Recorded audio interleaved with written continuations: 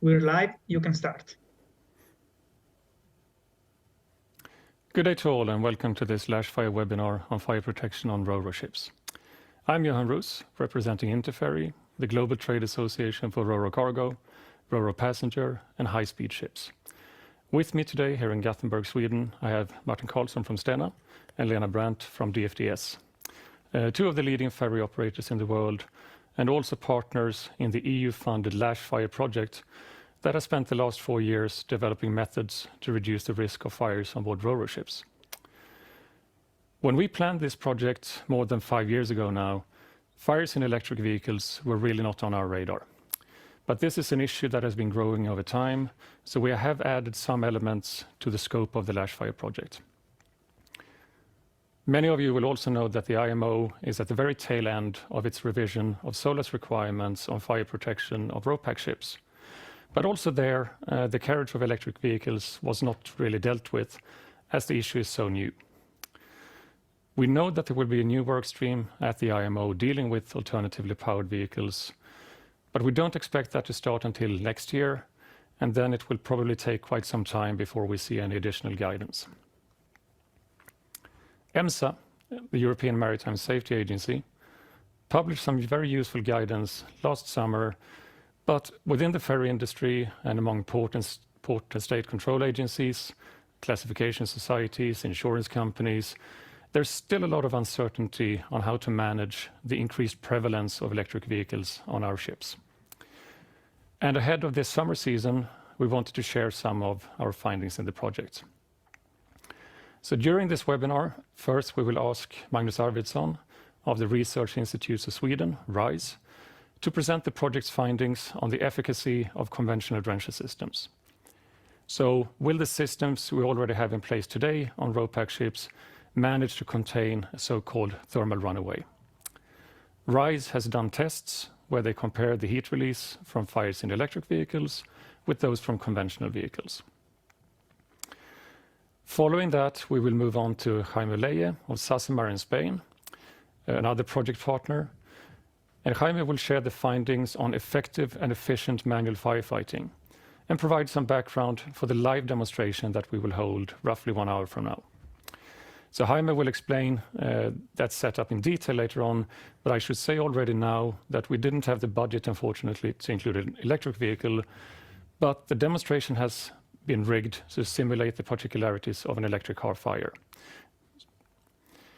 This demonstration will also include boundary cooling devices and deployment of fire blankets, which I believe many of us have read or heard about, but perhaps never seen in practice. So we really look forward to seeing that being demonstrated. Due to the large number of participants for today's webinar, for which we're very happy, of course, we cannot take any questions from the floor. But we will send out the presentations and contact details after the event, and we will also provide a link to the entire video recording. But while Jaime is preparing the live demonstration, Martin, Lena and I will have a short discussion here in the studio addressing some of the key questions pertaining to electric vehicle car fires. Finally, as I said, the LASH FIRE project is coming to its end. And you're all invited to the concluding conference, CIFIS, the Conference on Fire Safety at Sea, in Pula, beautiful Croatia, this June 28th. The conference is free of charge, and you will find the registration details on the LASH FIRE website. With these initial words, I would like to hand over to Magnus Arvidsson. So, Magnus, what do you have for us? Thank you, Johan. I will share my presentation. We can start from there.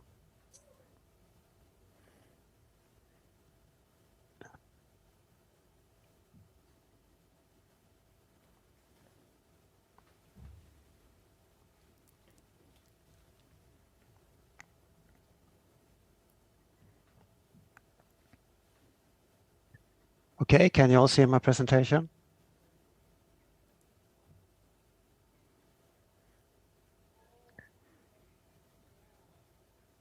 This presentation is about a comparison of the fire control performance of a drencher system with battery electrical vehicles as compared to internal combustion engine vehicles. And the background for this was the concern about the fire control performance of drencher systems in rural spaces with the introduction of battery electrical vehicles. And what we did here was a straightforward comparison of the performance of a drencher system with two pairs of vehicles. We had one pair called ICEV1 and one called BEV1. These vehicles. Magnus, sorry to interrupt. I Yes. don't believe that your presentation is on screen. Oh, really? We have so many screens here, it's hard to tell what's what. But could you please try again? Yeah. So, can you see it now? Det ligger bakom där. Just one more.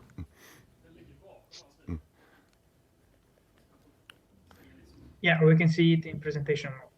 Go on. Very Thank good. you, Magnus. Very good. Thank you. Well, what we did was a straightforward comparison between of the fire control performance of a drencher system with two pairs of vehicles.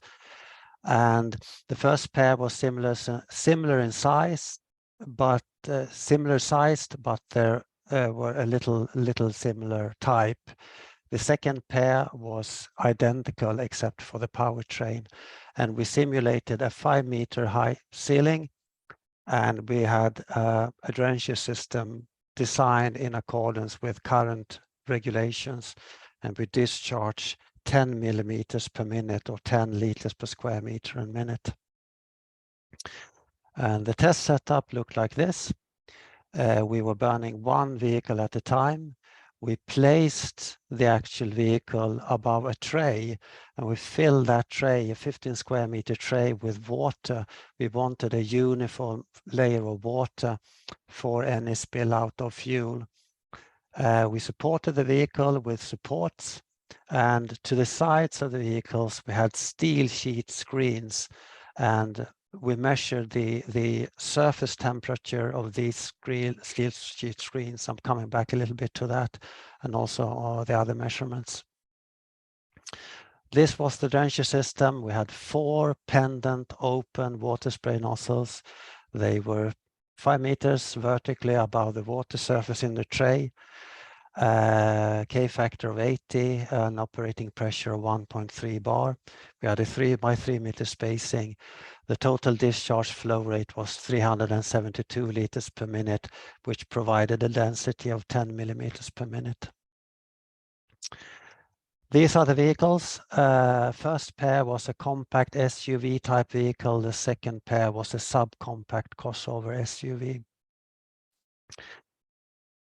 And you can see the fuel tank capacities and the battery capacities in these slides. And the approach was to either fill the fuel tank with 90% of fuel, or charge the battery pack with to a 90% charging level.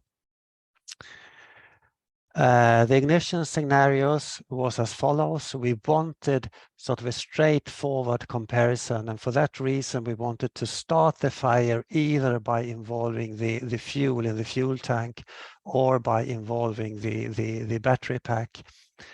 We filled the fuel tanks with 90% capacity to 90% capacity with gasoline.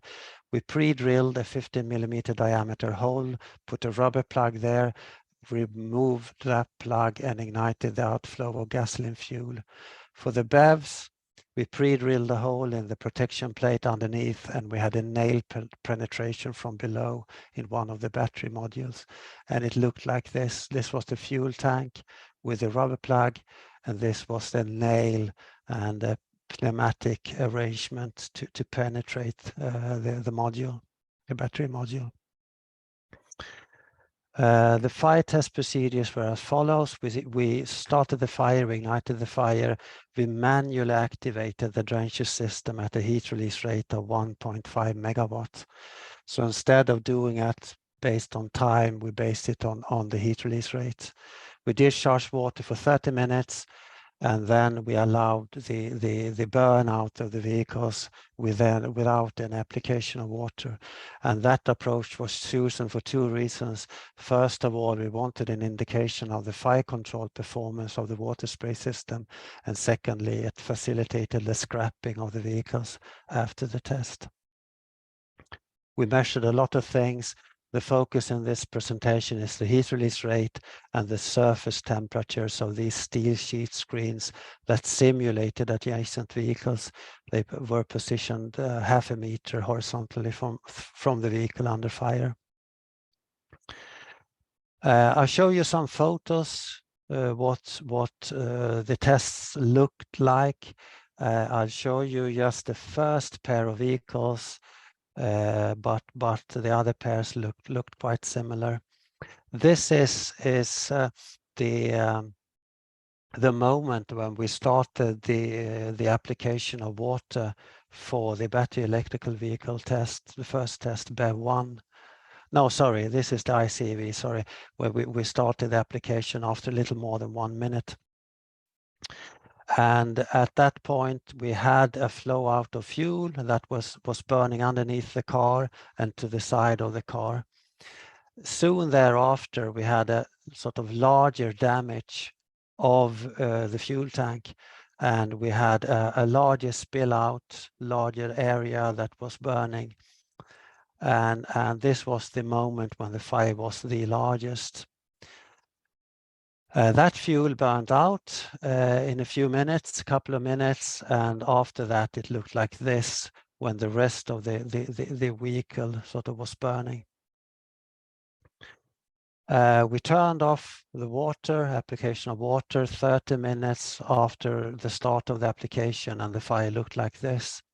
A huge portion of the car was not damaged, but the fire was still burning, of course, inside the vehicle, in the engine compartment and inside the passenger compartment, and so on.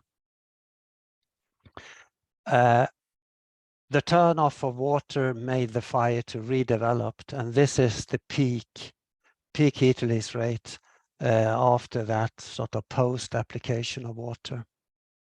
Look like this. This is the first battery electrical vehicle.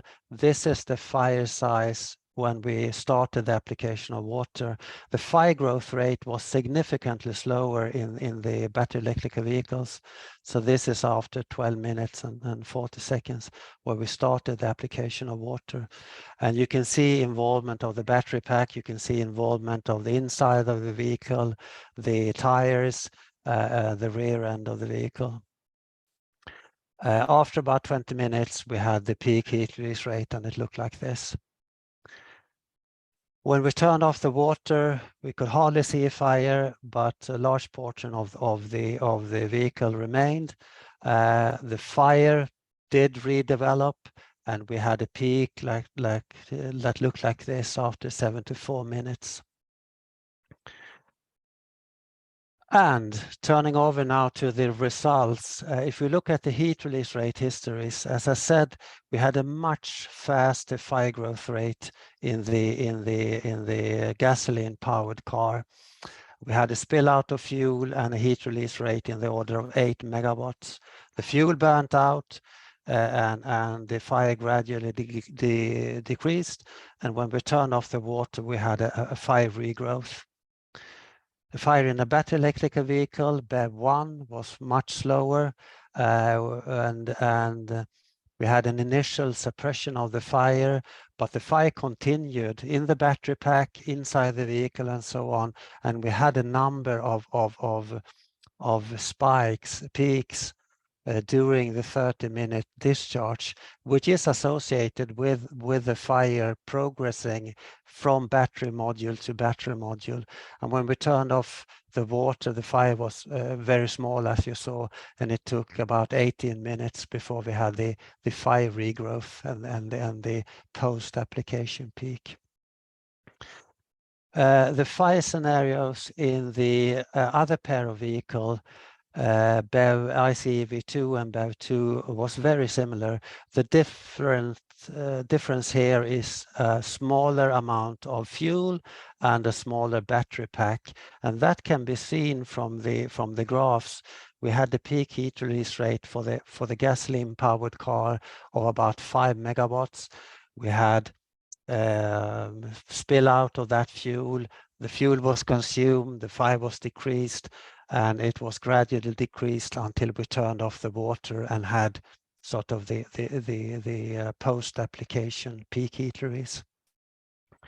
In the fire in the battery electrical vehicle was even slower.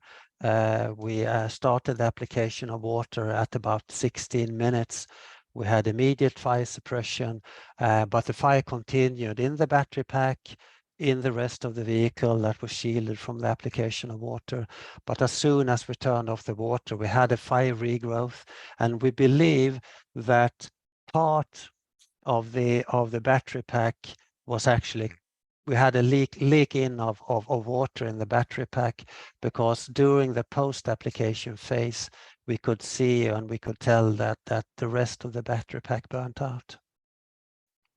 If we look at the performance of the drencher systems, we use the mean surface temperatures of the steel screen sheets to describe and compare that. And you can tell here that the surface temperatures of the steel sheet screens was significantly higher for the gasoline powered car. And you can also tell when we turned off the water. And we have exactly the same trends for the second pair of vehicles, but the temperature levels are a little less because of less amount of fuel and because of the smaller size of the car, basically, and the smaller size of the battery pack. So to conclude this, we can say that we had a faster initial fire growth rate and higher over peak heat release rate for the gasoline powered vehicles. We had a higher peak heat release for the battery electrical vehicles during the water application part, partly associated with fire progress in the battery pack. We had fire regrowth immediately after the termination of the water, except for the BEV1 vehicle. The battery pack burnt out during the time of water application for BEV1, or during and shortly thereafter for BEV2. And during the post-application test, we saw a fire in the unburnt exterior combustibles, front and rear end parts and paint, and also the interior that wasn't had burnt during the discharge, burnt out completely. So there was a significant post-application heat release rate in these tests. If we look at the performance of the drencher system, we can see we have a clear reduction of the surface temperatures of the steel screed sheets that I told you about. We could see the same trends of the gas temperature above the vehicle, and also the heat radiation that we also measured. The fire regrowth after the termination of the water application test, that is clearly an evidence that the application of water do control a fire like this. So even though we see that type of scenario,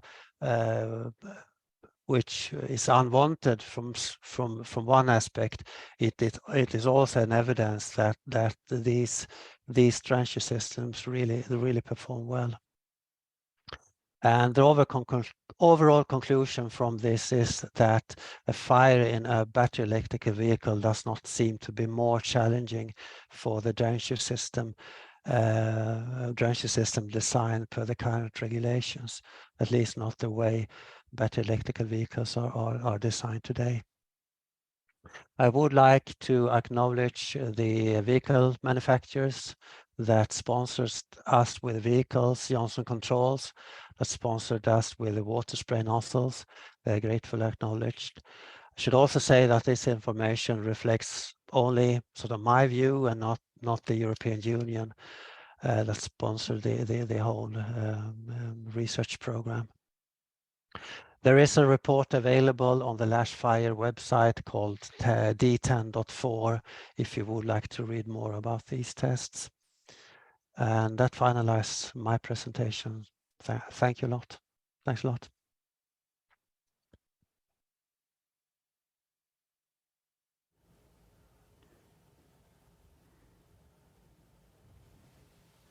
So thank you, Magnus, and please stay with us. We have a couple of questions here from me and Martin.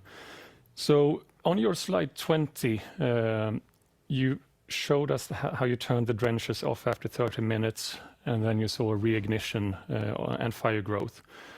What would happen, or why did you turn the drenchers off, and what would have happened if you didn't? Well, the reason was that we wanted to have a reasonably long, but not too long period of time to see any fire regrowth. That was the primary reason. We wanted to by doing that, we wanted to see whether or not the fire was controlled by the drencher system. That was the primary reason. And the second reason was that by doing that, we could burn out the vehicles completely, which makes scrapping afterwards easier. We don't have to tear the vehicle apart sort of to scrap it. We could just return it to or send it to an auto wrecker for destruction. So there was a twofold reason for doing that. So if this had happened on a ship, a real fire on an electric vehicle in a ship, the drenchers would have been released, but surely they would not have been shut off. They would have kept running until the ship came back to shore, right? Exactly, I think so, and that is definitely my recommendation also. I mean, keep the drencher system running before you can until you can organize any manual sort of actions, or you can get to a harbor to do some action. So keep the drencher system on. That's my recommendation, as long as possible. And we saw also that the heat release from the electric vehicle when the drencher was activated was quite low. So in your opinion, for how long can you keep that sustainable? I mean, is that heat release level any danger to ignite neighboring cars? I mean, during the application of water, all measurements indicate that the fire is kept under control and that we can prevent fire spread to adjacent vehicles and to the sort of adjacent spaces, primarily the space above, of course, which takes most of the heat. So I would say for this type of scenario, the drencher system is definitely efficient. Another question, could you elaborate a little bit on how much the liquid fuel and the battery respectively contributed to the car fires? I mean, also the remaining of the car was on fire. So were the contribution from the tank and battery significant, and if so, in what way? I mean, we can look at this from two different aspects. We can look at it sort of from the amount of energy that is contained in the amount of fuel in the fuel tank as compared to a battery pack, and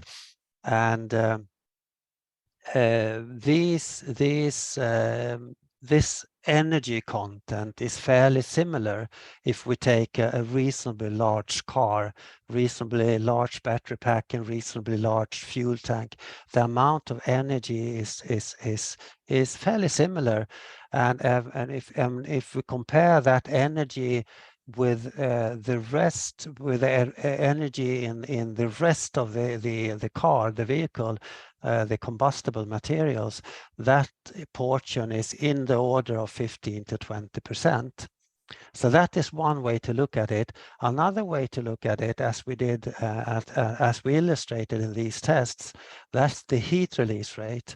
And if you look from that aspect, I would say that liquid fuel spill fire is much more severe, much more short-lived and much more severe than the fire in the battery pack.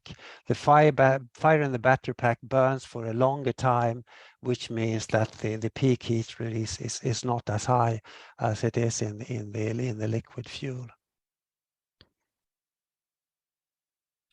The liquid fire is just as or even more prone to spread the fire to the next car compared to the reaction from the battery, yeah, or not?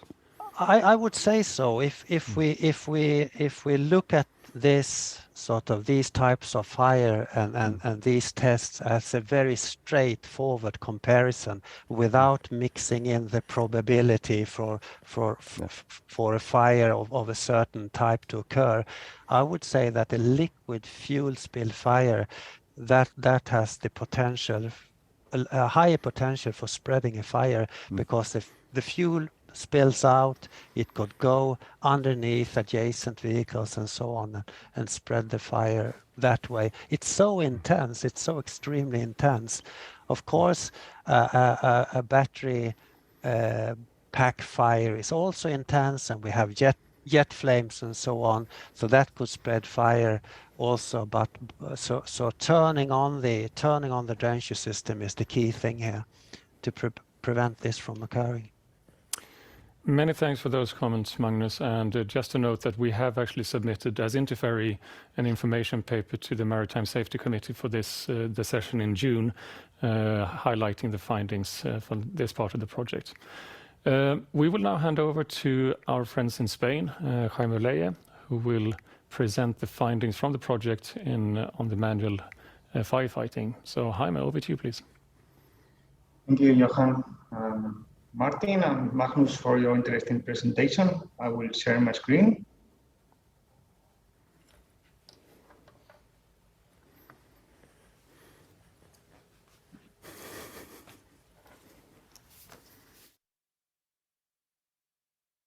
Do you see it in presentation mode? Yes, we do. Okay, thank you. So I'm going to talk about the manual firefighting and when and how should the crew engage. We also been quite lucky because we had the chance to test with real electric vehicles, to do some kind of large-scale testing here in our training center in Spain. And we also had the chance to deliver training with electric vehicles to marine crew. And these are the main conclusions we've got from equipment and procedures. But before, I would like to talk about the manual firefighting and the reasons for manual firefighting. For life saving, thinking about manual firefighting, what is manual firefighting on board a ship? Is the typical firefighting action that you would perform with the PPE, with the equipment, with the gear, helmet, boots, gloves, everything. Also the breathing apparatus, and you have to deploy the firehouses. But before doing the manual firefighting, it is supposed that you have tried a first response. Some people has tried a first response with working clothes, basically with the first handheld device you find on board, which is in most of the cases a dry chemical powder extinguisher. But if this fails and everything, and if there is an injured person or casualty, and you have to deploy the manual firefighting actions, so life saving is one reason. Another is a proactive measure at increased risks of fire. Or if it's needed in addition to the fixed system, if for any reason the fixed system does not work, we've been talking today about the drencher, and well, there are other type of fixed systems on board vessel besides drencher, but the drencher might be the main one in most of ships. Drencher, for any reason we may think, will be not effective, so you have to perform the manual firefighting. Or as stable post-fire conditions like cooling down, inspection, or monitoring, as we will explain later on. After the fire, you have to monitor the evolution of the fire behavior, basically with the infrared camera device. Water application for AVs. Yes, water can be used as a coolant. Also for lithium-ion batteries. I mean, you use water for an internal combustion engine vehicle, and you can use water as we have experienced during our test in LASH FIRE. You can also use water for suppress or extinguish. We should better use the term suppress, because you probably did not kill out the whole fire, but you can suppress the fire with water. Extinguishing of a car is possible. As Magnus has explained, and we've been talking today, battery is only a minor part of the fire energy. And it's like with an AV, it's like having two things in one, right? One is the car, the tires, the bumpers, and the car, and the other thing is the battery pack that is very well hiding. In average cars, as you know, is underneath the vehicle.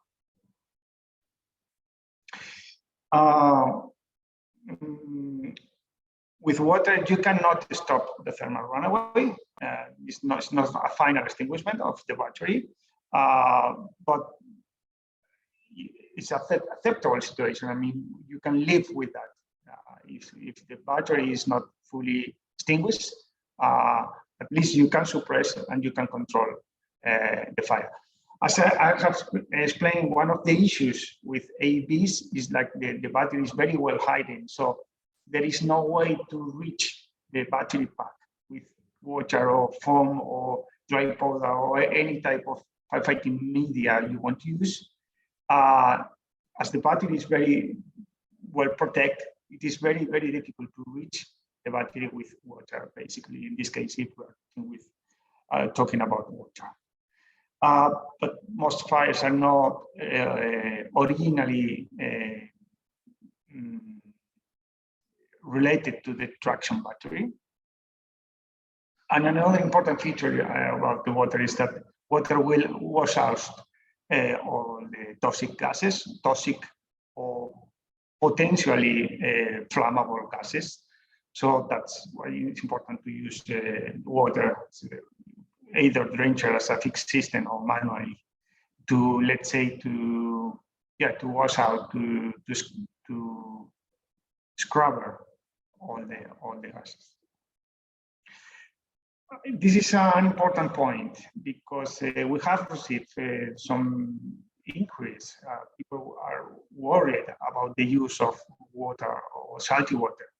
When you have to deal with an AV fire, there is no risk of electrocution unless you are in direct contact with the battery pack, right? But this is something that will not happen in reality. The firefighter will stay away from the battery pack, so there is no risk of electrocution when you are using water in a manual firefighting intervention dealing with AVs.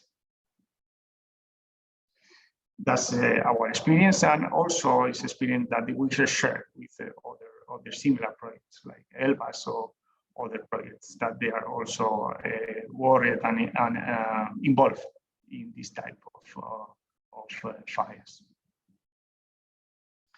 Let's talk about the fire suites. Fire suites, there is also important projects from RISE also that they have investigated the protection of the fire suites. And the conclusion is that the standard of the land-based firefighters are good for the marine. The European standard is the EN 469/2020. There is a level 2 of protection, X, Y, and C2. This is the fire suites that better can be used on board to deal with all type of vehicle fires, specifically with APVs. As you know, these fire suits should be worn in combination with the flash hood, with an overall or undergarment, and the PA, also gloves, helmets, boots, and everything. And with this level of protection, you are well protected against toxic gases, specifically with this hadron fluoride, which is the the most toxic gas that you may find when you're dealing with the big fires. The maximum total exposure time in a toxic smoke environment is about 40 minutes. You have the limitation of the autonomy of the air cylinder. So in reality, it will be no more than 30 minutes, let's say, because you are limited by the capacity of the air cylinder of the breathing apparatus. Let's talk about the hoses and nozzles. It's the general firefighting practice used on board for many years. In case of ABs, it is important to approach from an angle because you have to bear in mind that there is always a risk of a thermal runaway or a jet flame that can go straight from the vehicle. So best approach is from an angle, as we can see in this picture, in a drill. What is very challenging in a rural cargo space is that the vehicles are parked very close from each other, and that may hinder the approach. Firefighters can be big guys, and wearing the BA makes the accessibility to reach the cargo to fire very difficult. That's why we've been testing with several sizes of hoses. 45 is the most common that you can find on board, but there are other sizes like 38 or 25. So let's say that 25 are good, are very easy to operate, to drag, and to carry. But the problem that this type of hoses have is that there is a pressure drop.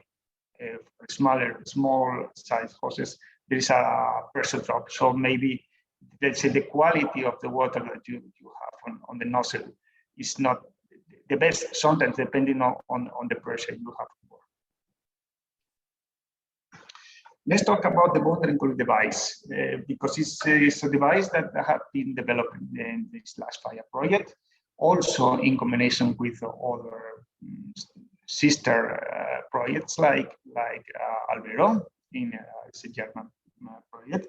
And during the testing and during the training, we've been developed closely with the Stena, a boundary cooling device that can be used as a proactive measure in suspicion or indication of thermal runaway, or as a complement to the drencher, or as a post-fire measure. This is basically the device.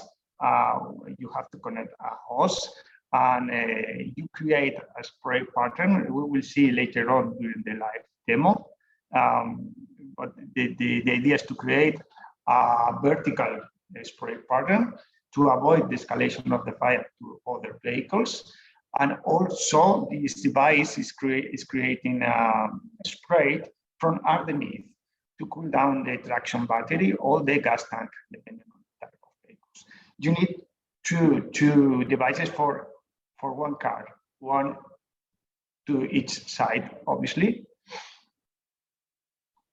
The device, the connection of the hoses can be in a remote on a protected location, and then you have to push with a rod or a stick, or even with a rope, to position. You can do it manually, but with a stick, the devices are prepared to be dragged with the stick. You can place the stick on site, and you are better protected than if you do it directly with your hands, let's say. As we have explained, that creates a water mist and a vertical chill pattern, and also is cooling down the vehicle from underneath. Working pressure is between 8 and 10 bar. The water flow is 400.5 liters per minute. The length is close to a couple of meters, to be placed between the tires axles, let's say, and the weight is close to 70. Another important device for manual firefighting is the fire blanket. The purpose of the fire blankets is to contain and to suppress a car fire and to avoid reignition. The dimension of the fire blankets that we've been testing in this LASH FIRE project is 6 per 8 meters, which is a large surface. The weight is close to 25 kilos. You can carry the fire blankets in a bag, and then you can place on site, and you have to unpack and to deploy. 2 firefighters are needed for handling, as we can see in the picture. It can contain the jet flames, and it can partially contain the toxic gases, but will not disturb a thermal runner. Will not disturb. You can use, as you can see in the picture, the fire is in the middle, and you can use another vehicle as protection. I mean, that's why the dimension of the fire blankets are so large, let's say, to use another car as protection between the fire and the fire. You may need fire hoses protection. It is not possible to use in a fully developed fire because you are too exposed to the radiant heat. And the problem is that sometimes the shape, or if the vehicle has roof racks or with high bands, it can be a challenge to deploy the fire blanket. Also, accessibility is a problem, but when it's working fine and you can deploy, it makes sense. There is a risk of recognition of flammable gases that have been accumulated under the device. Another device that we've been testing is the water mist lens.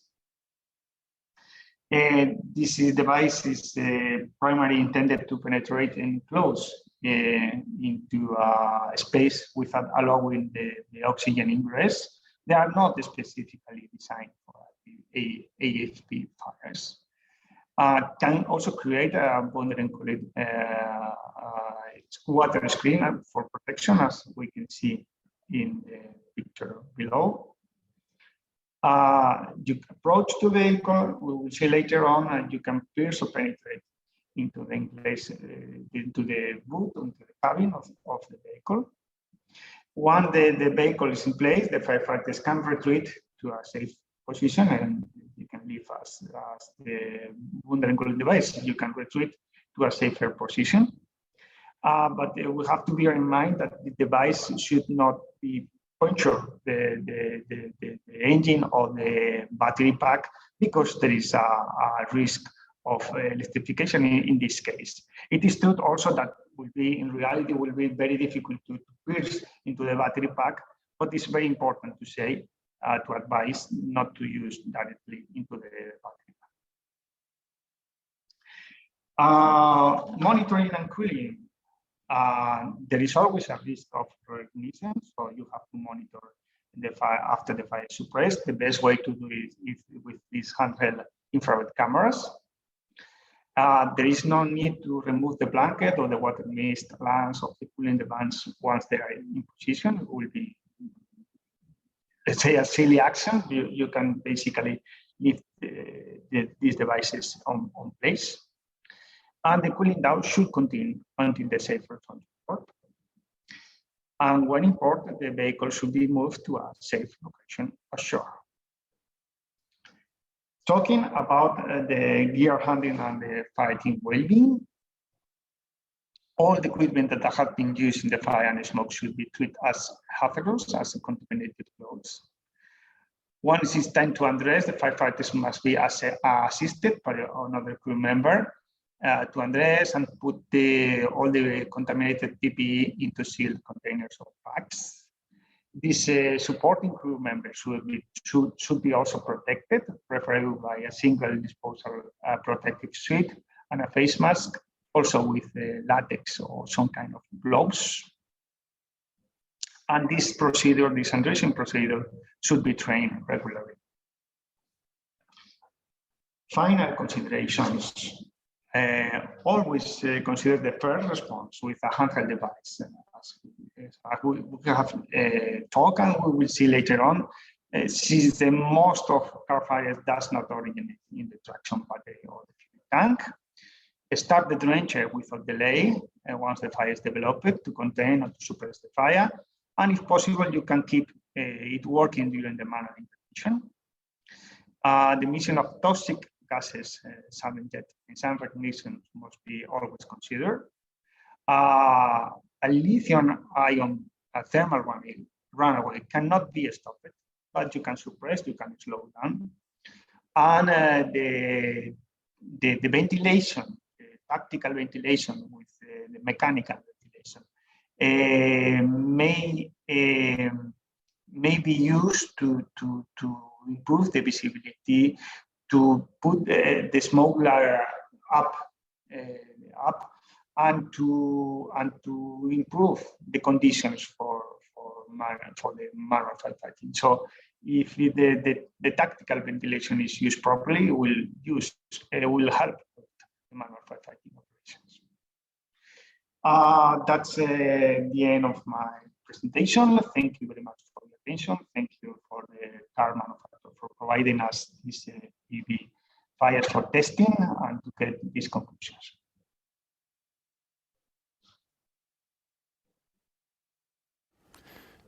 Thank you so much, Jaime. And before you run away to prepare for the demonstration, I had one question to you. So what you have shown us, all these tests you have done, the pictures you've shown us have been from an outdoors setting. So did you also undertake any tests in an indoor setting, so simulating a roller deck? Yes, we have performed indoor fires also.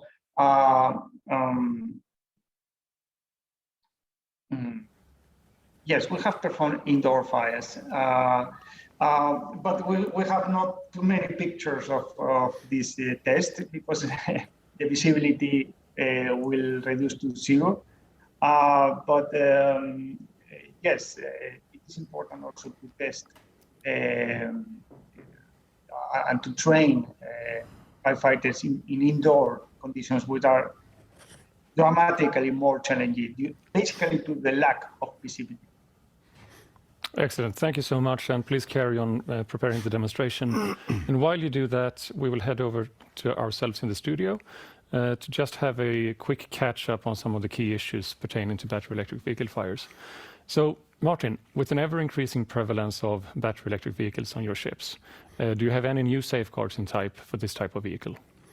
Yeah, I mean, we have learned a lot the last few years on how things work. And the hazards of electric cars. And one important conclusion here is that we are of the opinion that the drencher, our main firefighting system, works well and will support us. But nevertheless, we will take some few actions to be better safe than sorry. We will add or are just now adding fire monitors on those weather decks that still doesn't have one in our fleet to get the remote fixed water system. We will also make sure that our CCTV system has full coverage of all locations where we might park electric cars. We will make sure that the vessel have information on fuel type for each vehicle if that should be needed in some emergency situation. We also upgrade the equipment for manual firefighting, such as the fire suits, such as a fire blanket for each ship for a general car fire, and such as a cooling device, a remote cooling device, such, for example, as this one, as we can see here, that was also tested in the that was mentioned in the presentation by Jaime and will be tested later on live. Yeah, that's the boundary cooling device that he will demonstrate. Yes, yeah, indeed. exactly. And then for sure there will be updated procedures and training as well. So Lena, we seem to be putting a lot of trust into the drencher system. But what happens if we are too late to deploy the drencher system? It doesn't work for any reason. What then? Yeah, we definitely put our trust in, and when we have it, we have to use it. But for a long time, we have had our water on conventional fire hoses on board, and we still have to use these things. We have the boundary cooling for those vessels who are upgrading on these things. It's a perfect tool to use because you can push it in, the firefighter can place it, they can withdraw, and this unit can work alone. So if your drencher system is not ready or delayed, start with that, withdraw the firefighters, yeah. So you two represent STEN and DFDS, two of the companies I would say have been on the forefront of developing fire safety, and hence you're in part of the LASH FIRE project. So when it comes to training of crew or the entire organization, what would you recommend? What do you need to do there? I mean, training is, of course, maybe the most important thing of all here. We need to go from fears to fact. I mean, now crew members might watch YouTube and get a very twisted picture of what can happen. So they need to be informed. We need to restore their confidence in firefighting with their fixed system and possibly, if needed, manual activities as well. They need to be trained in the different fire characteristics of different fuel types. Then, as we have seen, maybe the methods are not so different. We will use a drencher, we will use water in various ways. So the methodology might not differ so much, but for sure we have to be aware of what we face to make a good, let's say, risk assessment by the crew member who is approaching a car on fire. We need to know what we face there. So how do you work with the training, Lena? Yeah, I think we must do some realistic training on board. You must focus on the equipment you have on board, and you must put up, like you just said, what if the drencher system is not working? How do we approach the fire then? Make a drill like that. Make it realistic. And also in DFDS, we have done an e-learning. So we will send out the e-learning to all officers and ABs.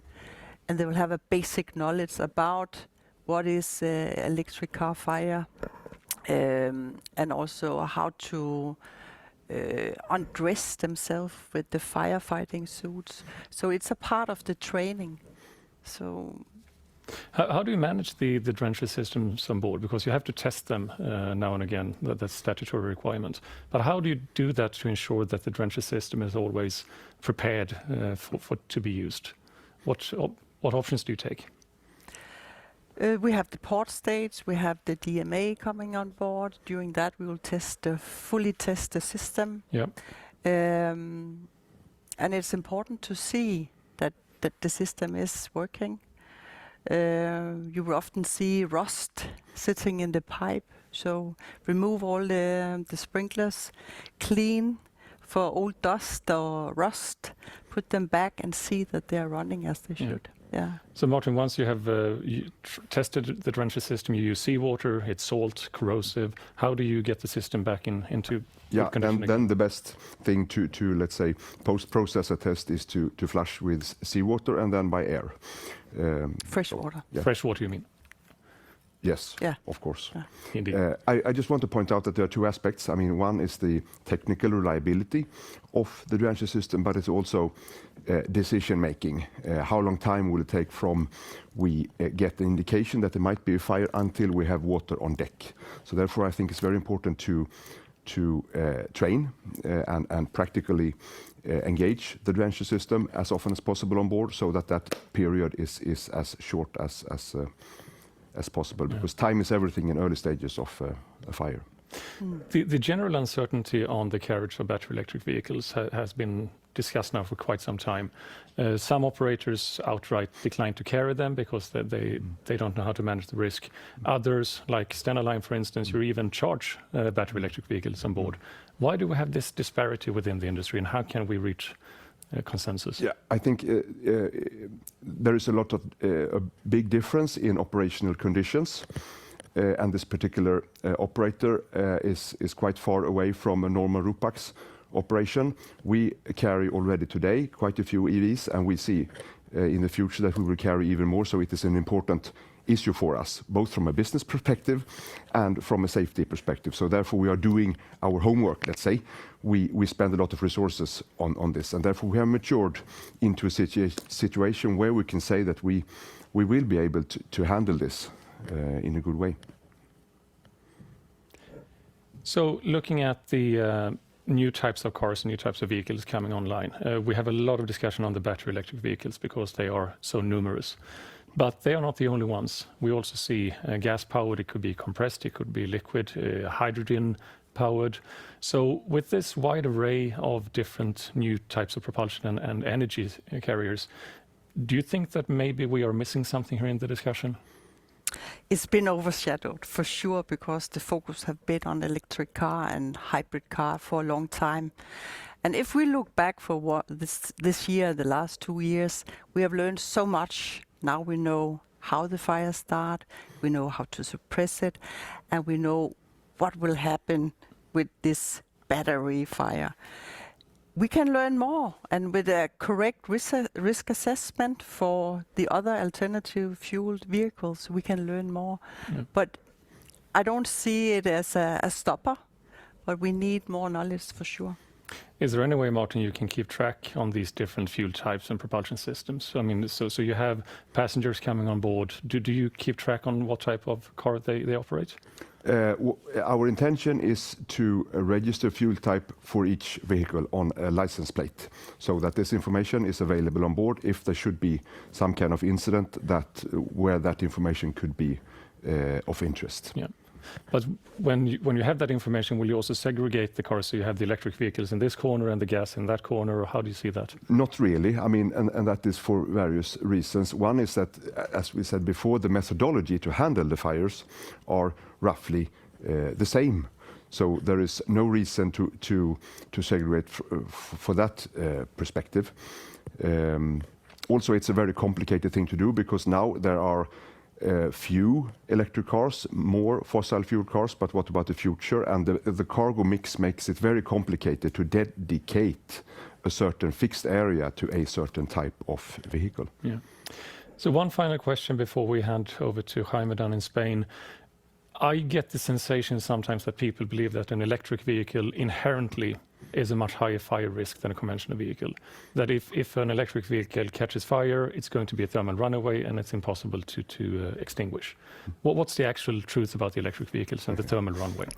That's a very big question, and maybe the core of it all. I mean, electric cars and the lithium-ion battery have this built-in risk of ignition in itself, which is an added risk, of course. But our conclusion is that once the vehicle is on fire, as was described also by Magnus before, maybe the fire is not so much more dramatic as a fossil fuel car, or even the opposite, actually. And the risk of spread is no big difference, and so on. We do have the risk of ignition to start with, and the behavior of reigniting at later stages if the energy is not out of the battery, and that is unique for the electric cars. But then again, we have to bring in the probability here. What is the probability of ignition in the battery itself? Yeah. If a car is a fossil fuel car and an electric car is subjected to external heat, then it is, I mean, I would say, the fossil fuel car will be faster on fire than the electric car. Yeah, and that's what or we let's saw. say the fuel tank and the battery. Yeah, the graphs that Magnus presented, and I encourage everyone to have a look at those later when we release them, because they're very informative. You just have to spend some time understanding the intricacies. I think the test that we have done together, we've done quite a lot of tests where we have put a gas flame underneath a brand new electric cars. And what we see is it's actually difficult to get a thermal runaway. Okay. It does not just happen like this. And out of all the fires that we have short circuit or we have put the flame under, they are different. Not one are the same. So, but it's really difficult for a new intact car to provoke it into a thermal runaway. Very good. Jaime, are you with us?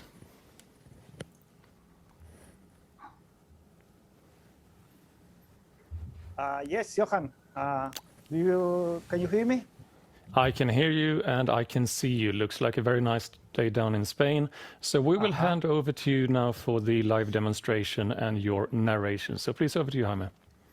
Okay, thank you. Thank you very much, Johan. So we have in this fireground this configuration of cars.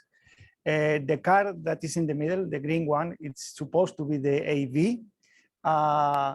In this case, unfortunately, we don't have the chance to use a brand new AV electrical vehicle as we did in last year in October and this year in March. But we will simulate the behavior of the fire, the behavior of AV into the green car. This configuration, this layout is because we are trying to simulate the conditions that you may find on board. Obviously, on board you will find much more vehicles, and one important challenge is the accessibility. I mean, reaching the vehicle caught on fire is always a big challenge. So we have a couple of instructors with us. There are seamen. They're experienced seamen, and they will help us in performing this live demo, right? So I'm connected with them via VHF radio, and we can start the live demo by starting with a small fire, because most of fires start with a small size, and they will try to perform first response. They are now on working clothes with an overall, a helmet and safety boots and gloves, simulating that they are doing the fire patrol, and they found a fire. So they will try to extinguish by means of a handheld device with a dry chemical powder. It's an 8 kilo handheld device.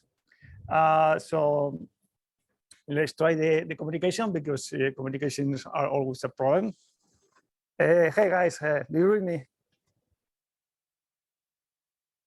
Loud and clear. Loud and clear. Okay, thank you. So let's start igniting the fire, not the big fire. And later on, once you have the fire, we can perform the first response. Okay, copy that. Okay, Roger.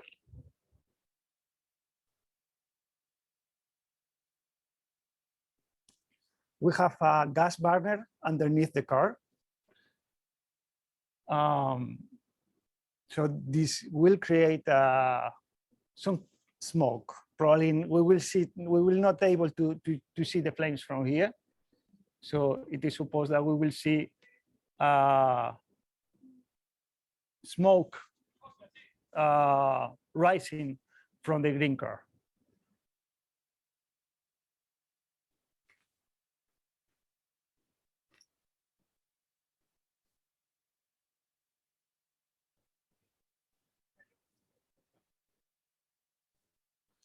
Okay, guys, so once you can see some smoke rising from the vehicle, you can try the first response.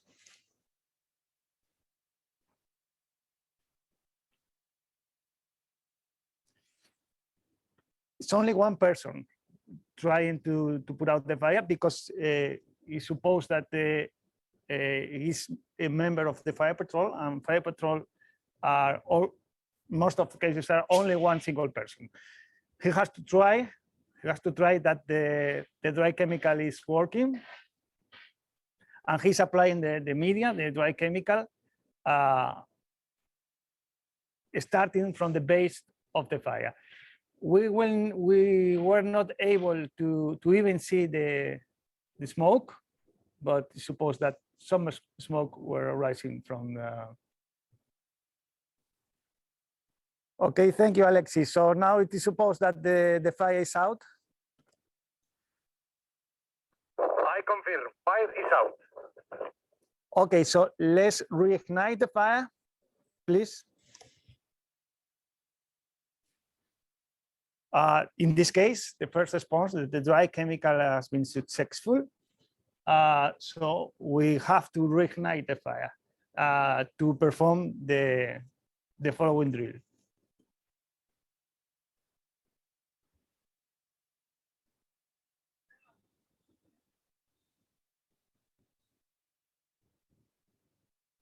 Now we can try with the water mist lamps, right? We can pierce the water mist lamps. Okay, water mist lamps. Yeah, the idea is they have to reignite again.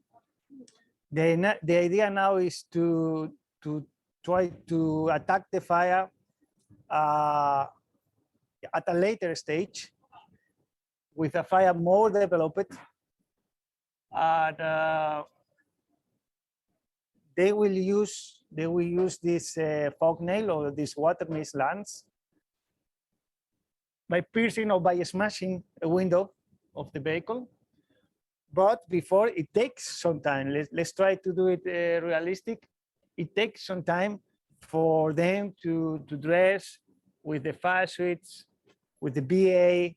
They have to deploy the hoses. So in a real situation, it will take at least 10 minutes. In this case, they are, let's say, skilled and the donning of the fire suits. They have everything prepared in the fire locker. But obviously in a real situation, it will take more time. But they are doing little by little.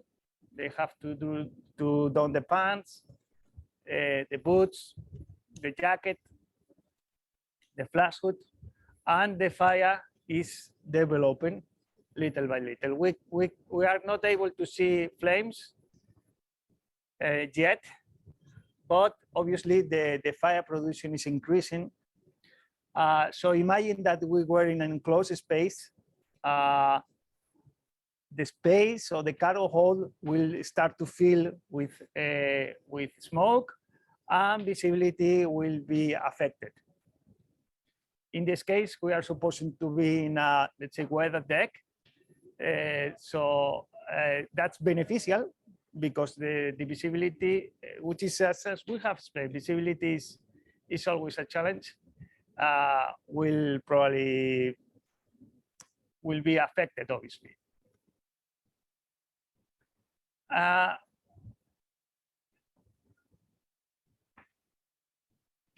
The gas burner is affecting other adjacent vehicles, and in every type of vehicle, not only in alternative power vehicles. In every type of vehicle, there is always a risk of projections on some objects. There is always a risk. You have heard that's a bumper, an explosion of a damper. And that's something that is an important risk that may happen in every type of vehicle, right? You will also have tires explosions, bumpers explosions, and that may happen in any kind of vehicle. That's a real risk, obviously. It is important to bear in mind that the firefighting team will always work in pairs, because it's the way they have to check each other. It's like having a mirror.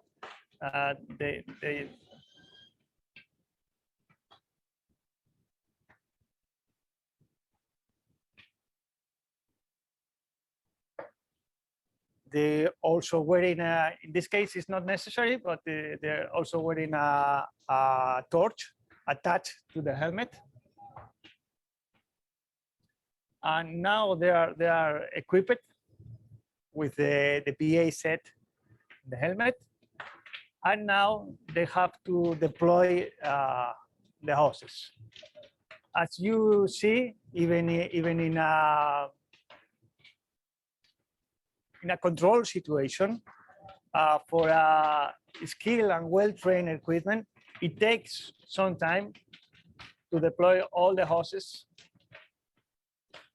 and to connect to the hydrant or to the valve.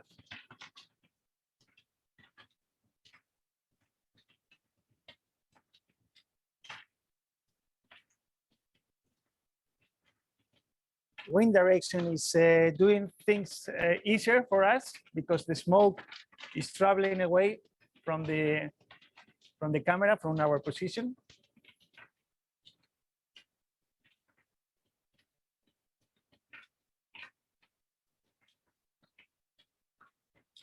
The connection of the devices, in this case the nozzle with the hoses, might be a problem.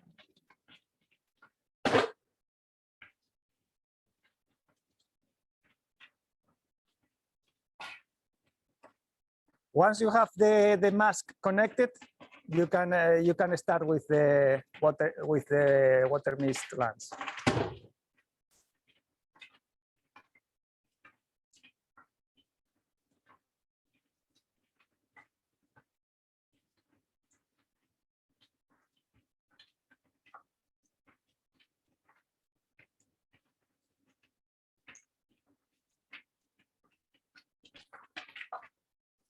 It is very important to check that the mask of the VA is well attached to the helmet and the valve is well connected to the mask.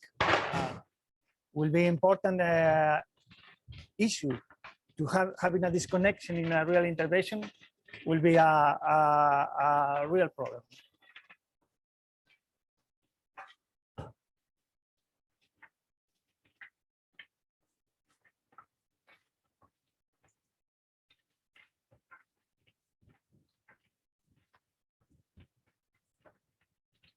It has smashed the window and put the device into the vehicle. But it seems that the wind has spread the fire to all the vehicles. We have a puncture on the hose, something that may happen very commonly, but it's not big deal.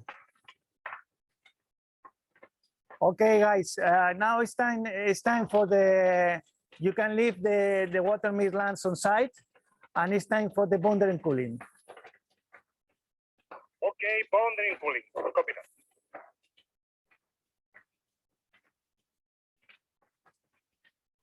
Now it is time to deploy the bonder and cooling devices. From the left side, bonder and cooling will be not as effective like from the other side, because the wind has spread the fire to the right side, let's say. But let's see. We can see the spray part of the device.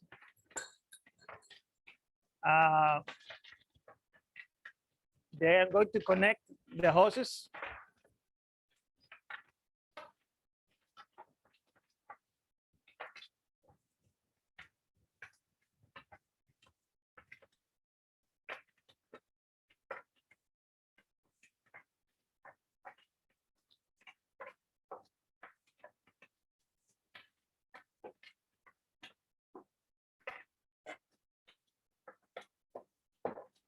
Podéis parar el gas, yo creo, ¿eh? No sé si lo tenéis puesto, pero lo podéis parar.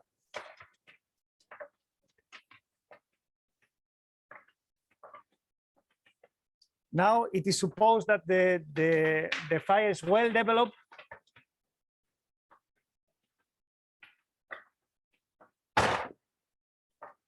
There are some explosions on the tire, on the bumpers mainly. That's an important risk.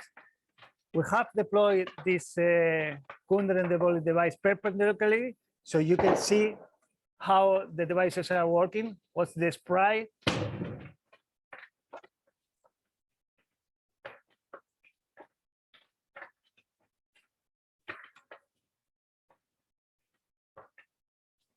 They have to be gentle while opening the valves.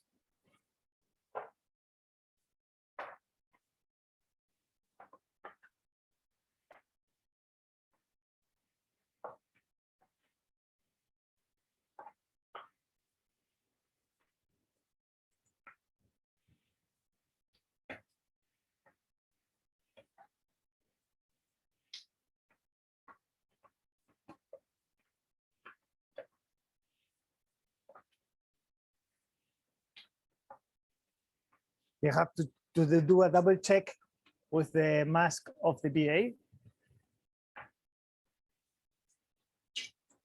They have a rod stick to place the devices on site.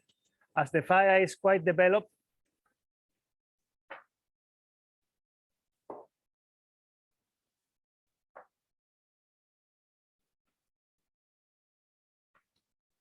yeah, you can go on. You can maybe you can start with this first one and then push a little bit, because it seems like the fire has developed to that car, right?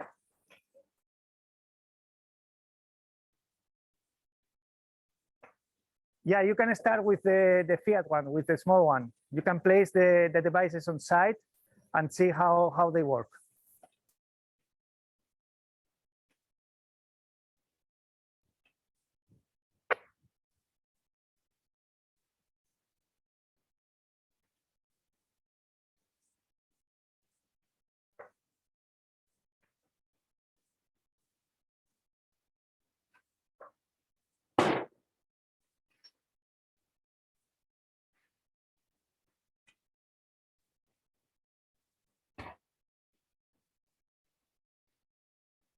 They are pushing the devices on site with the help of the stick.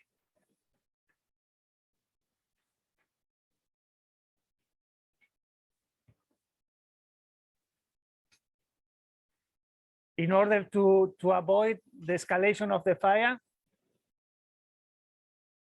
It takes some time to the devices to be efficient.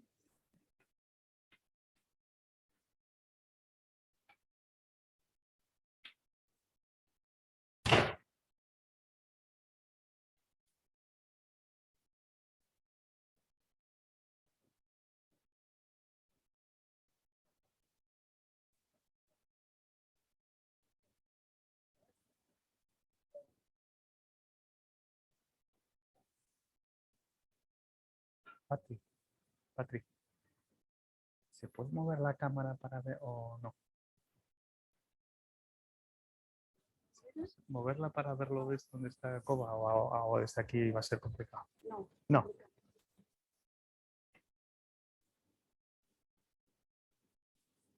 We have to wait a little bit until the devices are efficient.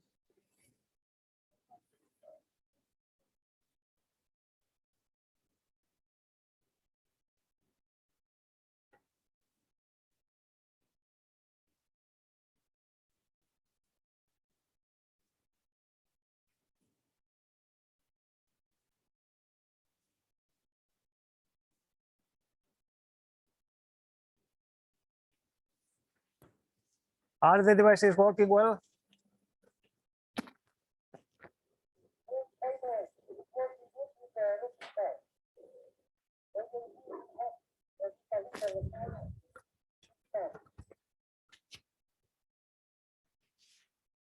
Can you say again, please?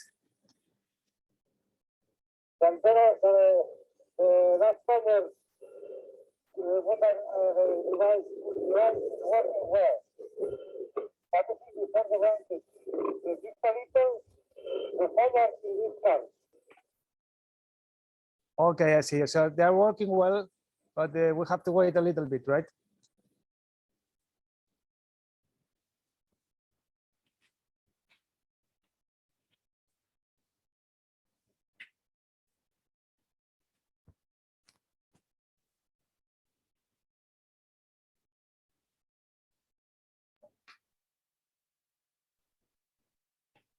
Here from the studio, could you pull back the boundary cooling devices so they cover the first car rather than the central car? Can you say again, Johan, please? Jaime, Could you pull back the boundary cooling devices so they cover the first car? You mean to retreat the cooling devices? To move it to between the blue and the white car, because now it is working one step behind the two cars that is most on fire. To move between the blue and the green. No, retreat by one car length. Retreat by one car length. Because the two cars that are visibly on fire now, that is not where the boundary cooling device is located. Okay. It's I see, yeah. Alexis, ¿podéis echarlas un poco hacia atrás? Can you retreat a little bit the devices so that they be more effective in the Fiat and the blue? Can you retreat a little bit from our position, the devices? You know what I mean?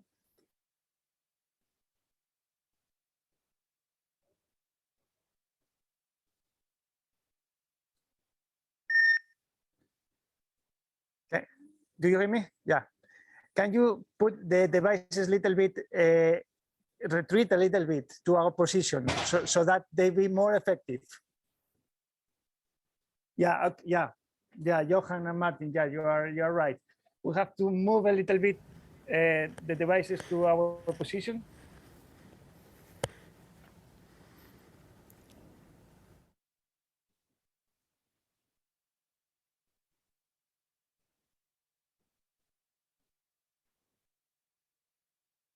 Yeah, you're right. The thing is, I personally thought that devices that were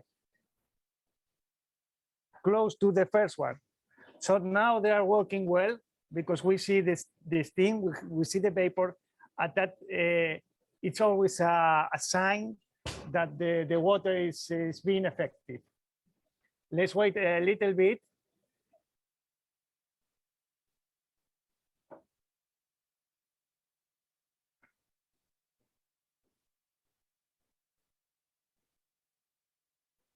Martin and Johan, how do you see the situation right now? Do you think, I think that they are working much better now than before. Yeah, I think you could even pull back a little bit more. I mean, you should put them where you see that the water mist is most efficient. So, okay. I mean, yeah. That is a local decision by the fireman, where to put it to make it most efficient. Yeah, definitely. So I think you could pull it back even more, a little bit. Yeah, you're right, Martin. Hey guys, let's try to retreat a little bit. Let's try to move to our position the devices a little bit. That is perfect. Yeah, and now it seems that now they are fully effective.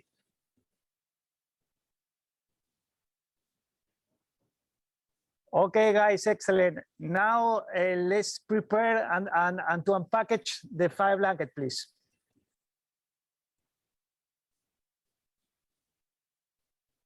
Now it is time for the fire blankets to be deployed. The weight of the device is close to 20 kilos. They have to deploy the blanket from that position to unpackage, to unfold.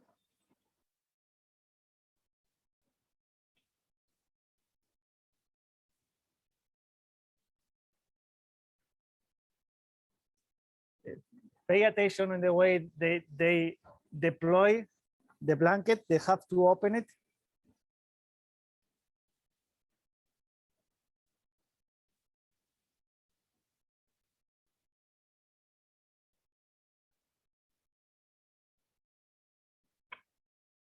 Okay, let's do one thing. Let's close the water in this case.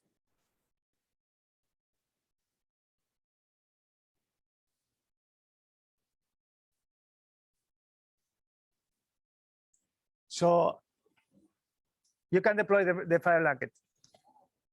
So remember the size of the fire blankets is 6 per 8 meters. Sometimes the fire blanket in contact with the water makes the deployment a little bit challenging because it gets sticky.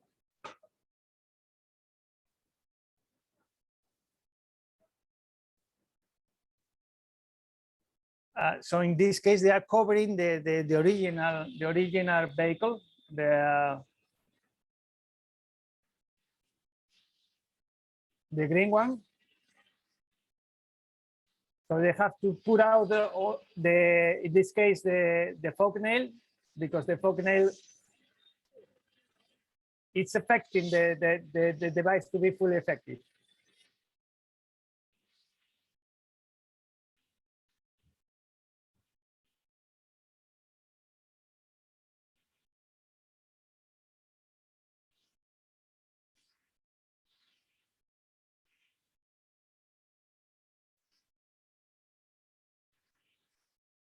Okay, guys, thank you.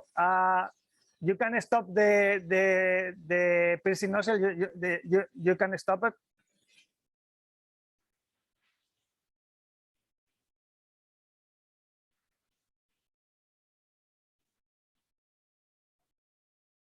Maybe you need to start again the cooling devices because there is a recognition there.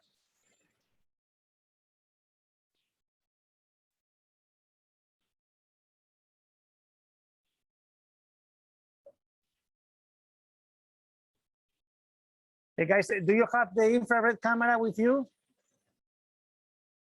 And now that they have the fire blanket on site and they have the fire under control, it is time to monitor the temperature, to monitor if the temperature is rising, which will be a problem, or if the temperature is stable or is turning down.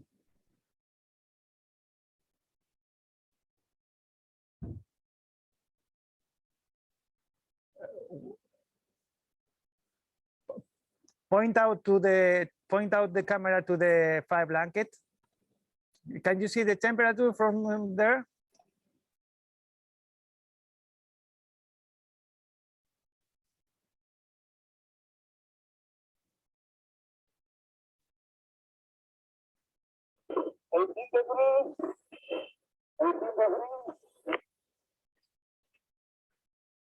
Can you say again, please?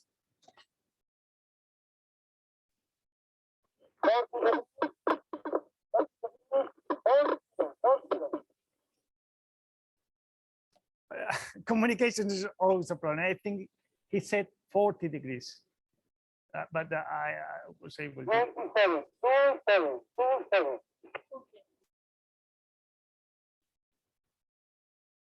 Okay, guys, thank you very much. I think it's time to close the live demo.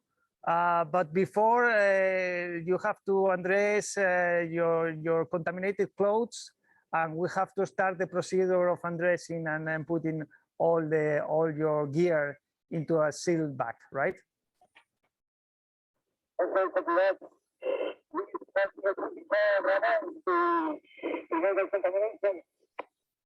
Yeah, please. Yeah, let's start with the contamination procedure, and you can leave the fire blanket on site and the cooling devices. Okay, Johan, Martin, and Lena, I think it's 3:30.